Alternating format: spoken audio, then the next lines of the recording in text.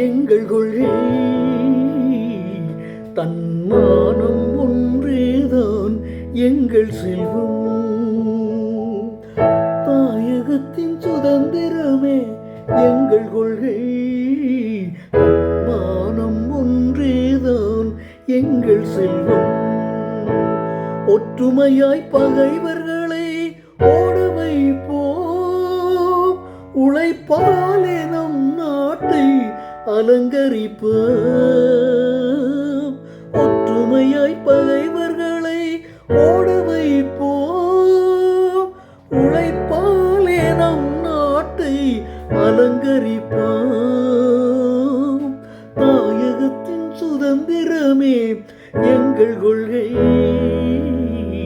தன்மானம் ஒன்றேதான் எங்கள் செல்வம்.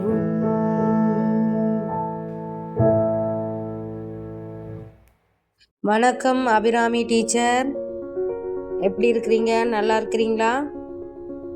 நான் பானாவரம் இலங்கை தமிழர் குடியிருப்பு வளாகத்திலிருந்து ஏஞ்சலன் கதைக்கிறேன். அபிராமி டீச்சர், உங்களுடைய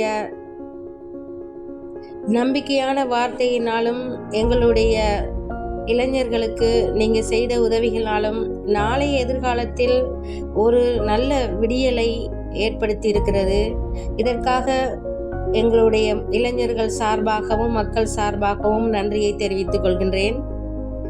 அபிராமி டீச்சர், எங்களுடைய வளாகத்தில் 104 குடும்பங்கள், 37 பள்ளி மாணவர்கள், 20 நர்சரி மாணவர்கள், 10 கல்லூரி மாணவர்கள் என வாழ்ந்து கொண்டிருக்கிறோம்.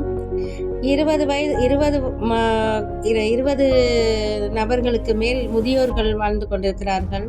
இந்த முதியோர்களை பார்த்தீங்கன்னா, தனியாகவும் சில பிள்ளைகள் இருந்தும் பராமரிப்பு இல்லாமலும் அவர்களுடைய கஷ்டத்தை மற்றவர்களிடம் பகிர்ந்து கொள்ள முடியாமலும் தனிமையில் வாழ்ந்து கொண்டிருக்கிறார்கள். அவர்களுக்குள்ள கவலைகளையோ கஷ்டங்களையோ ஒருவரிடம் கூறும்போது அதை காது கொடுத்து கேட்பதற்கு யாருமே இல்லாத ஒரு சூழலில் இருக்கிறார்கள் என்பதை நான் அறிந்திருக்கிறேன். ஆகவே அபிராமி, இப்படிப்பட்ட இந்த முதியோர்களுக்கு நாம் அவருடைய வாழ்க்கையில் அடுத்த கட்டத்துக்கு கொண்டு போகணும்.